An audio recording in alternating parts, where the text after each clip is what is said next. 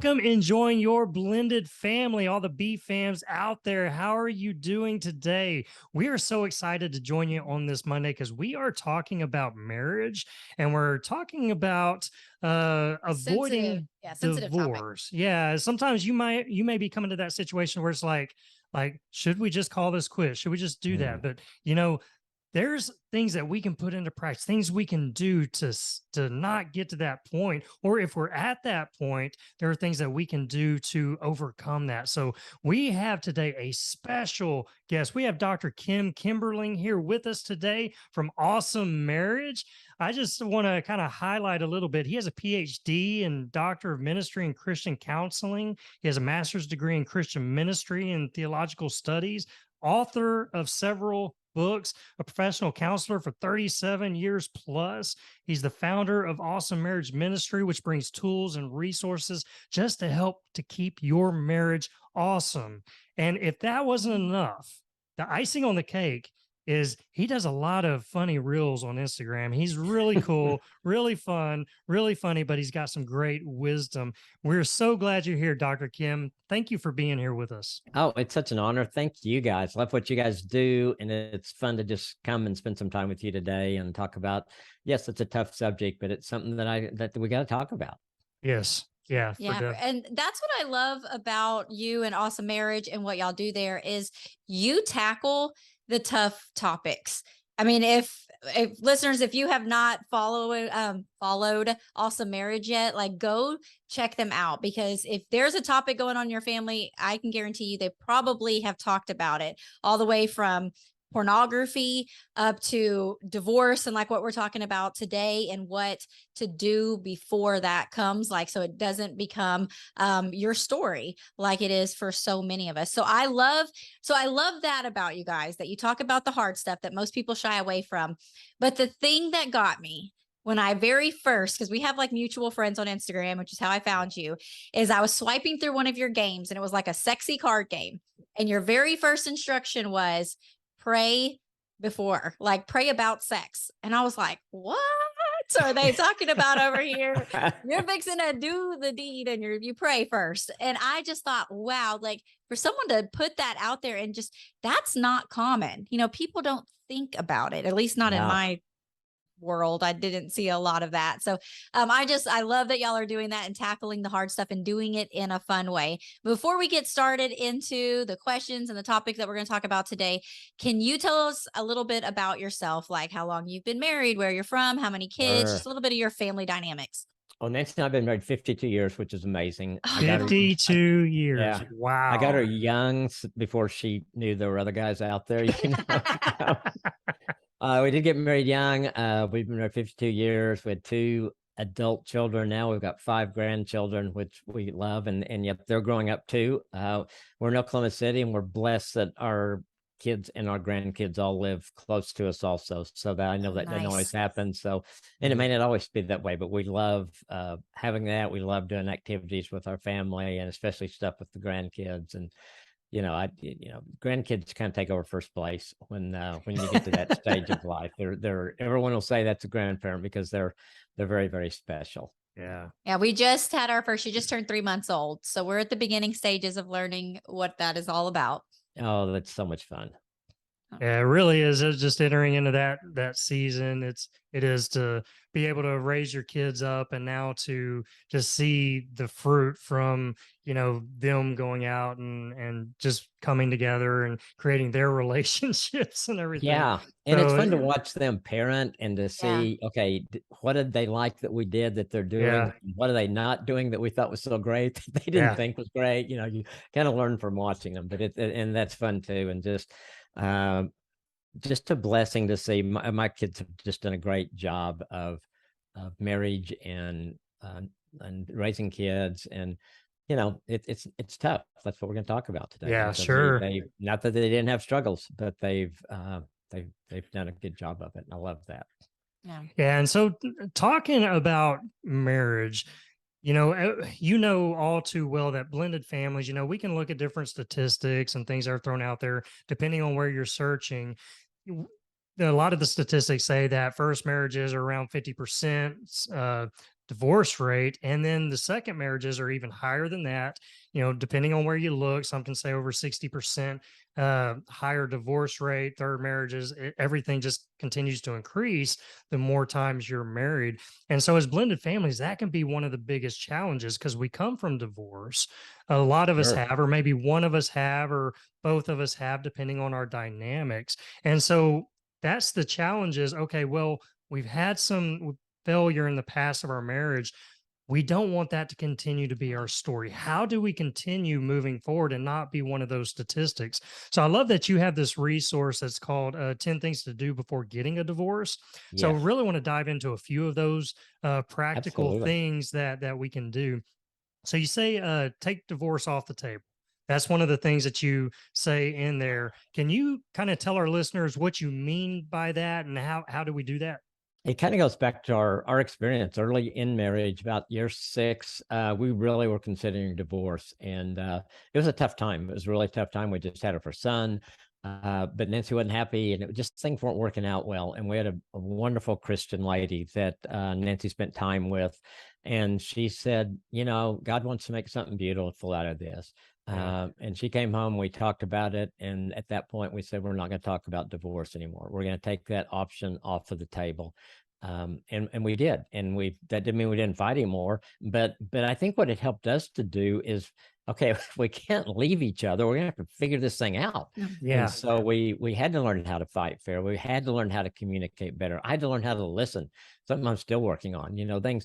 But I think the fact that we said divorce is not an option for us, and there were some constraints with that for us. Honestly, my parents on not my both sides of the family, there'd never been divorce, which was very Wow. unusual, even Yeah. at that time. And so part of it was, well, we're not gonna be the first, we'll let somebody else in the family be the first.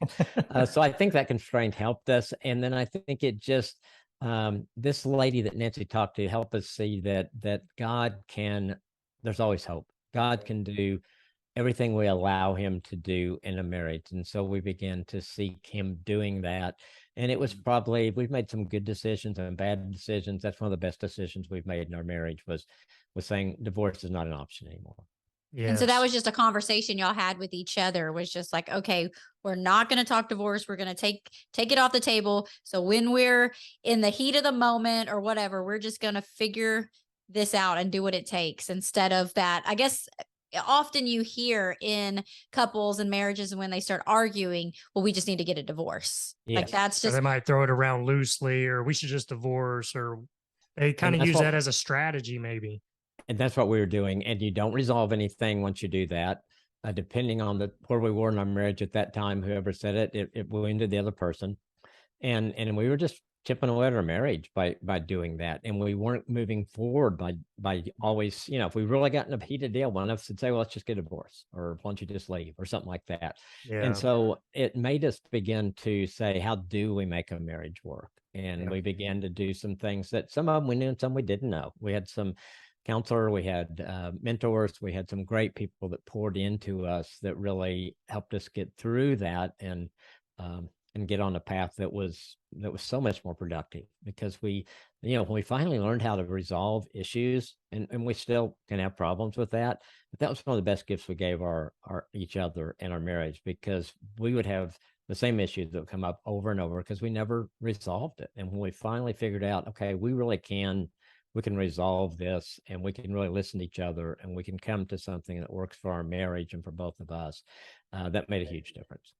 I love that, to where you said we learned how to resolve it. Cause I think that's, as a married couple, a lot of times, even coming from divorce, like I know for us, I come from a history of divorce. My parents divorced, my parents' parents divorced. And Yeah. then, in my first marriage, it failed. And I know for our marriage, whenever we finally got together, is really when I started seeking God, because I knew what Mm. I was doing before wasn't working.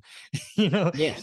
it just, I couldn't do it without him. And I really came to a point of just saying, this is you, God. I need your help. And whenever we came together, she had that same viewpoint. And so we did the same thing. We're like, okay, listen, we don't want this to continue to be our story. And so we're not talking divorce. This is it. We're marrying forever. This is going to be it till death do us part. We're going to stick to that. So kind of like what you're saying, we took divorce off the table. But I love how you say that you had to learn to resolve those issues, because a Yes. lot of times if you don't know how to resolve them, you hit that roadblock and you think divorce is that get out of jail free card or the easy card. But then all you're doing is now you're into another divorce. You're dragging your kids through more pain, more tragedy. But the thing is, when you go into another relationship, you still don't know how to resolve anything. So you're going to hit Right. the same roadblock. Yeah, So, just a new face to look at. yeah. Yeah, and I think that's the stats you were given earlier about how second marriage is, the higher divorce rate and down. And I think because a lot of people think they married the wrong person, Mm, so they go in the second marriage and think, well, I'm not going to change anything. I just married the wrong person the first time, so I'm going to marry this person. And then, 6 months, few months, a year or so into marriage, realize, I'm doing the same thing, and this marriage isn't working out. And how many times you got married to the wrong person before we figured out, yeah. I gotta dig in and make this thing work. I had one Right. couple that I loved to death, and they ended up with a great marriage, but it was his sixth marriage. And Wow. he kept repeating the same patterns over and Yeah. over, all five. And then when it came to this woman, knowing his story, and she'd been divorced before once also, and they said, okay, he's doing something wrong, we got to figure this out. And so I was able to walk through that with them, and they have been married probably for 15 years now. Wow. And Wow. marriage that really works. So it is, I think sometimes we just think, well, what I'm doing is right. And maybe like you guys said, you grew up in a home and that was your textbook for marriage. Yeah. And so whether you liked it or not, or didn't even know any better, I've had so many people that tell me, I thought that was normal. I Yeah. thought everybody threw pans at each other, Yeah. until you get in marriage, and that doesn't work out very well. So we have a tendency to kind of replicate those things. And at some point we've got to stop and say, this isn't working. We got to do something that works. We got to be intentional about healing our marriage and growing it instead of just really beating each other up, verbally, which Yeah. happens a lot. Yeah, and we see that like people will hear, especially in Christian environment, of okay, well, I'm not supposed to get a divorce. So they just suffer through the next 10, 20, 30, 40 years. And that's not what we're saying either. It's not like, okay, No. you married someone, you're not going to divorce. So now you just got to stick it out. And that's y'all's name says it all. Like to have that awesome marriage, that's what we're striving for. So it's like, okay, what can we do if we took divorce off the table? Randall and I were at each other's throat or whatever, but we took divorce off the table and now we're just sitting here miserable in our house. Well, we don't want to live the next 30 years like that. So what Yes. can we do now to improve our marriage so that it can be awesome? No, I'm so glad you brought that up, because I think, there's nothing, well, there's a lot of sad things that happen in marriages, but one of them is when a couple just exists together and they don't have that connection. And, I've told couples before, I said, you guys are together and you're not fighting like you used to, and you're not getting divorced. But I don't think God's definition of marriage and your definition of marriage is the same thing, because God Yeah. wants us to learn from each other, grow together, those things. So I think it's first saying, this is not what we want. Most couples go in with dreams of what they want their marriage to be. And some of that changes because some of those may be unrealistic, or they didn't really check them out with each other. But really define, what do we want this marriage to be? And of course, my belief is you want to put God at the center of it. You want to put God first, and then put your spouse second. And as you begin to do that, then I think it just changes your whole perspective. Because if I'm trying to be the husband that God wants me to do every day, and I'm asking his help in it, God's not going to ever tell me anything that's not good for my marriage or Nancy, ever. And so I think you just have that new mindset, and you say, okay, we don't communicate well. Okay, go to a Christian counselor, learn to communicate, learn how to listen, do those things, take whatever steps it is, identify what are the areas that we're really having a problem. And then let's get some help in that area. Maybe it's watching a podcast together or a series together. Maybe it's reading a book together. Maybe it's getting a mentor couple. I think it's always, we've had some great mentor couples in our lives over the years that just, they were always a stage or two ahead of us where we were, and they had been through the things. And it's amazing how common our problems are. We think sometimes we're the only ones that ever did this. I've never seen a couple if they were the only ones that ever went through something, Right. And so just beginning to make that commitment of, we are going to fight for that, and know it's going to take work. I mean, I Yeah. think early on in marriage, I really thought, 2 or 3 years and we'll get this down and then we'll just coast. Well, that doesn't work. You just can't do that. You've Yeah. got to continue to work on it. You've got to continue to be intentional about it. And we grow and change. I learn more about Nancy every year. And I decided 10 or 15 years ago, I'm not going to learn everything about her in this lifetime because she changes and God changes her and God grows us. And so if you really look at it, this is an adventure. This is really something that can be a lot of fun and enjoy and just kind of tweak your perspective of each other. It can make a big difference. Yeah, I love that. Look, it is so much about that personal growth of saying, you know what, there are things out there, resources, people, conversations that can help us to continue learning and growing together. And we were doing this. We've been married 14 years together, 15, and we were asking us some questions because we love doing that. We love reaching out to new things just to get us talking more, maybe Yeah, asking questions we've never asked each other before, because there's all kinds of questions, right, that you Yeah. can ask. And we absolutely. continue learning. And it's like, I think a lot of us get into that state of that we know it all about each other. But I think the more that we connect, the more we know, just like you're saying, we'll never know. And you've been at it 52 years and you're saying, well, I Yeah. still Well. don't know Nancy. No, it actually is a few weeks ago. She told me a story about her best friend when she was 8 years old. I'd never heard that story before. I'd never heard that Wow. little girl's Oh, name before, but it was something that was really impactful for her. And I can't remember why it came up. So, and that was cool. That was, Yeah. at the time, I knew her when she was 18, but I didn't know what happened the first 18 years. Yeah. yeah. And that's so powerful that whenever you start connecting more, you really do. You grow more together in a Huge. world to where we have so many things that can start pulling us apart, pulling at our marriage. Yes. That whenever we're connecting more in that way, finding a resource, talking more, asking more questions, spending time together, it helps keep us growing together instead of growing apart. Now, one of the things that we've seen and we know that you talk about a lot is dating each other regularly to make sure that we're being intentional in our marriage, intentional in that relationship. But we come from a world of busy, and to Yeah. where things get thrown at us. We got to take the kids here, we got to take the kids there, we got this event, that event, church here, we're involved in here, we're this. And we found that over the years it's easy to start putting our relationship on the Mhm. back burner as everything Mhm. else becomes on the front burner. So how do we, as a married couple, be intentional in that area to make sure we're doing date nights? And what can that look like? How can we Sure. make that, more established in our relationship? I think the first thing is kind of like you were saying, Randall, is you're making it a priority. How do you make this a priority? Because it does make a difference. Before we had kids, you could date anytime. Every night could be a date night, but it changes once you have kids. And Yeah. our first son was about 3 months old when Nancy said, "Oh, we need to get her back to our date nights." And so we lined up a babysitter, and so every Saturday night was date night from then on. But other thing is, we go into different seasons, things change. And so if you've got kids that are very active and they're in sports or music or whatever they're in, sure, those take time. And so in a different season, your date night might look different at times. But finding 4 or 5 hours a week just to spend together, and you can do a date on Sunday afternoon. You can do it in the evening. I mean, whatever seems to work. Just make sure you do something you can. And honestly, it's on my calendar. On my calendar is date night. Every Friday night it says date night on it. Also, one of the things that we do is when I get home from work, we have time, we just sit down together. That's on my calendar.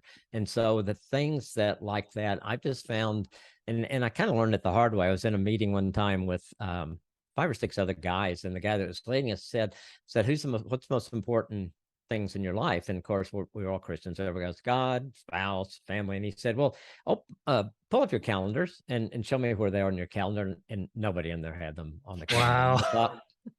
I thought it because I've been doing it so long, but if it's on there on my calendar, I don't move it. And I have a tendency, I think we have a tendency to bump it if it's not like written in stone. And I think your date nights need to be written in stone. And you don't Yeah. have to spend a lot of money. A lot of ours, we have a lake here that we love that's close. And when we were poor and young, we would go sit on the dam and watch the sailboats and sunset and do a picnic. I mean, you don't have to spend a lot of Yeah. money. I've got couples that one of the things we do at Awesome Marriage, we have a lot of date designs that people can get, and a lot of them are things you can do at home. So you either get the kids as grandparents or spending the night out or put them to bed early, depending on that. And you can have a date night at home. But it's just finding that intentional time where it's just the two of you, no distractions, you're not going to be interrupted, where you can just spend time and enjoy each other. I mean, that's why you got married. You Yeah. you enjoyed being together, you enjoyed that time together, you had fun together. Sometimes I'll talk to couples and I'll say, what do you do for fun? And they just, it's like deer in the headlights. It's like, I don't know. And then I'll say, well, what'd you do for fun before you got married? And they can talk for 30 minutes about that. So sometimes we lose that. And so I encourage couples, try some of the things you did before that work, try some new things. I've had couples before, each one of them to write down a little slip of paper, 5 things they would like to do on a date night. And they put it in a jar or hat or something. And they draw one out each week and they don't argue about it, just whatever's there, that's what they do. And so you can have fun with it.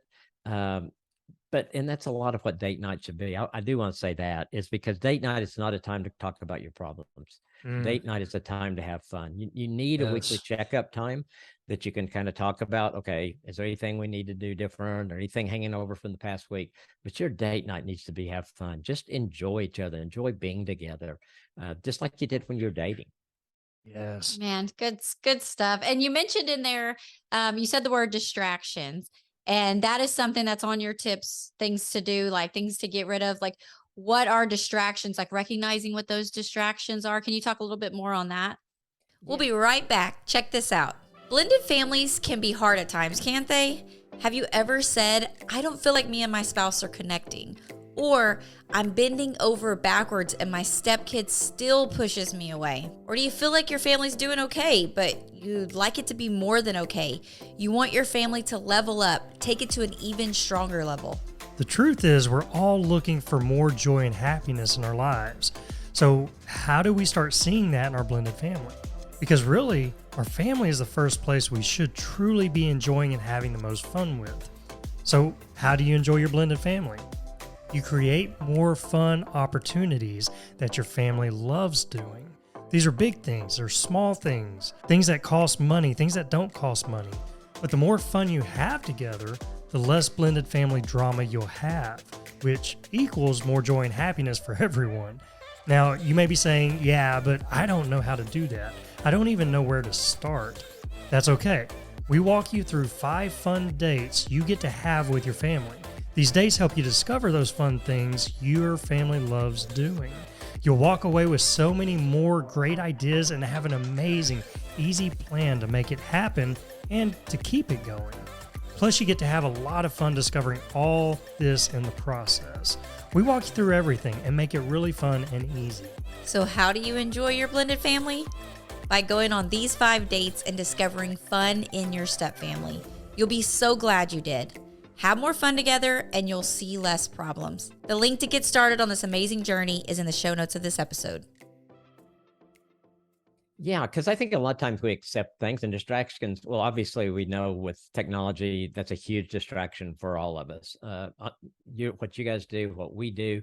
I mean, we're online all the time. Your technology is a huge part of the ministries that we do. And so it's hard sometimes for me to not be on it.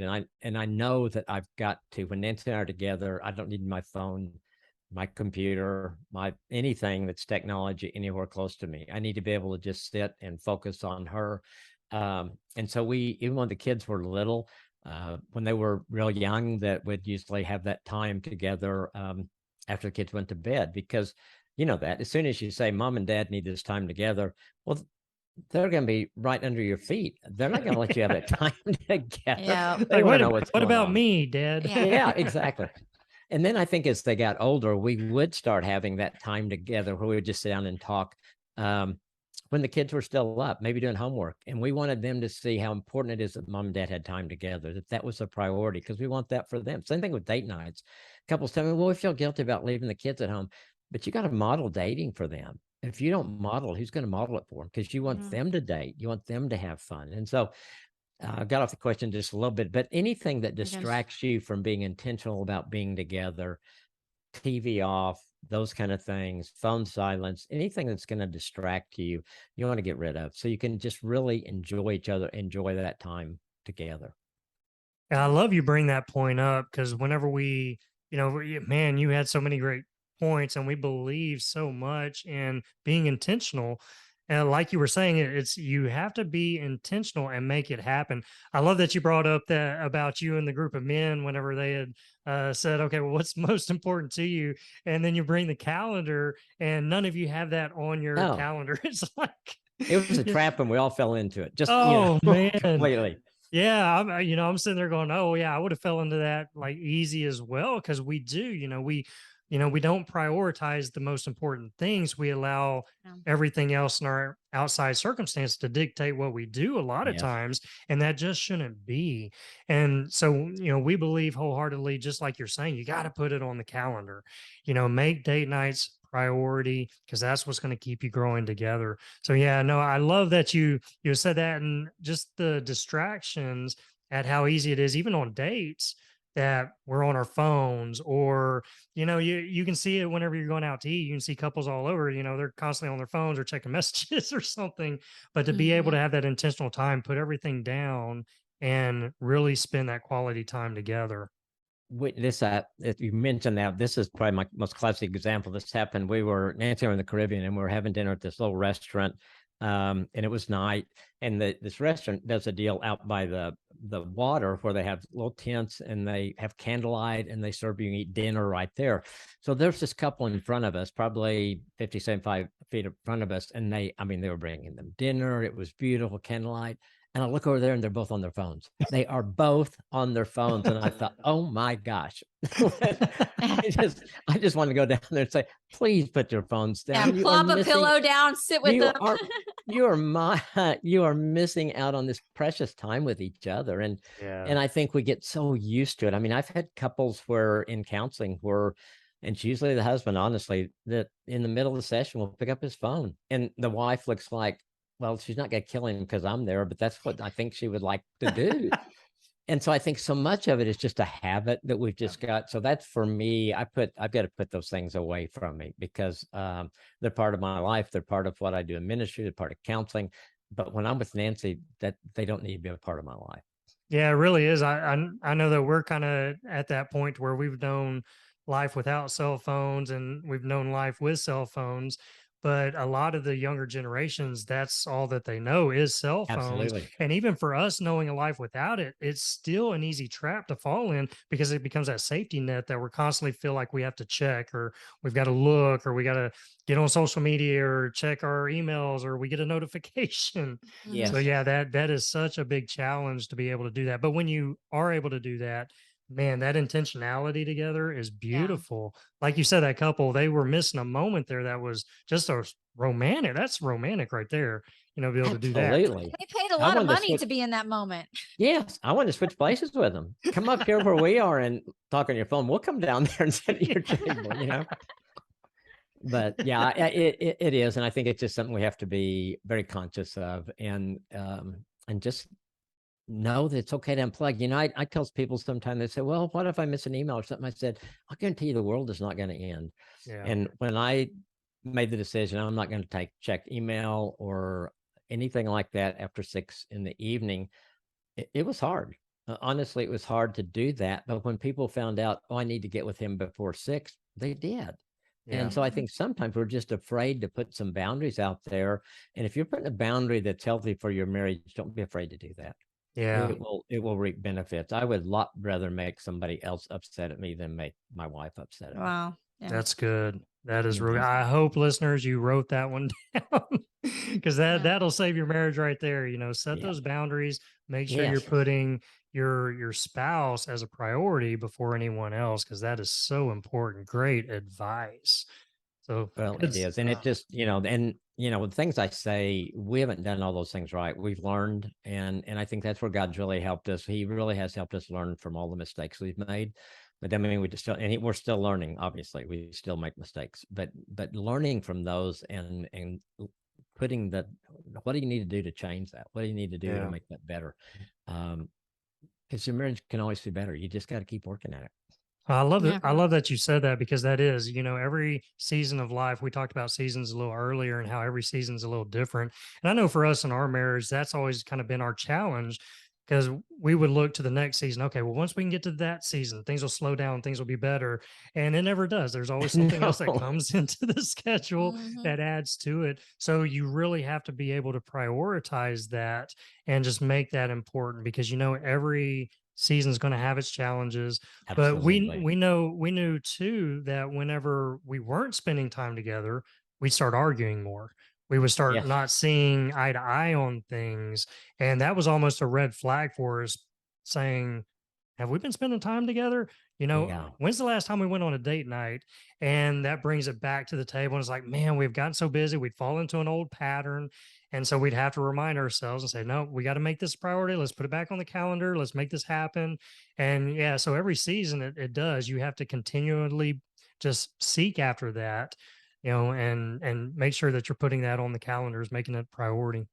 Yeah, we just can't we can get unconnected so easily. And if we're Yeah. not connecting, you do. And a lot of times it's not going to happen all. I mean, if it happened all at once, you would notice it, but it's usually just a little bit apart. And then all of a sudden you wake up and realize, oh my gosh, we're arguing over stuff we don't need to be arguing about in case you haven't connected. You haven't been Yeah. communicating and spending that time together.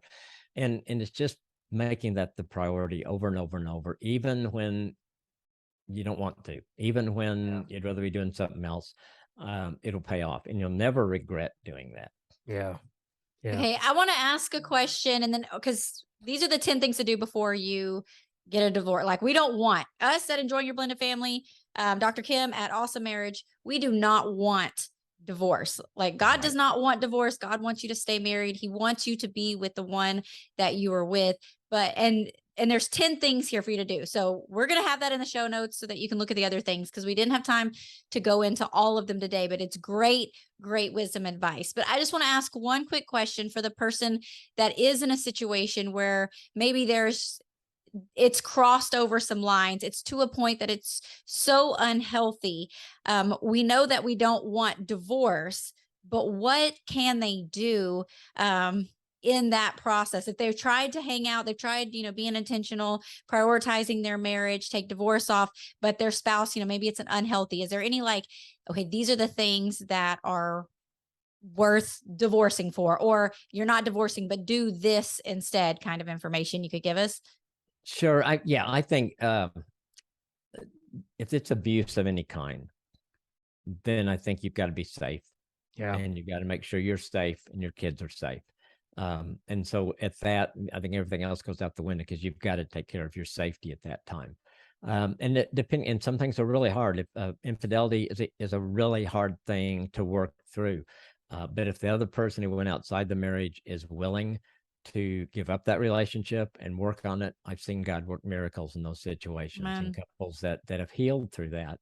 So I think it's I think Christian counseling is huge for people. I think it's something that can make a difference, because you've got somebody else, a third person in there. And, as a counselor, sometimes I may even say the same thing that one of them said to each other, because I say it, they take it differently. And so there's also some built-in accountability with counseling. In other words, if we come in and we kind of see what the problem is, I give them a couple things I want them to do before they come in again. Well, there's accountability to do that before they come back in. And so they feel just taking those few steps forward seem to encourage people, because it's kind of like all of a sudden they've got some hope where they didn't have hope. And the other thing that counseling does on the negative side, I guess sometimes it lets me know if somebody's in and somebody's out. And you can't make your marriage work by yourself. It takes two people to do it. And so if one is not in, it's going to be very, very difficult for the marriage to change. But most couples want it better.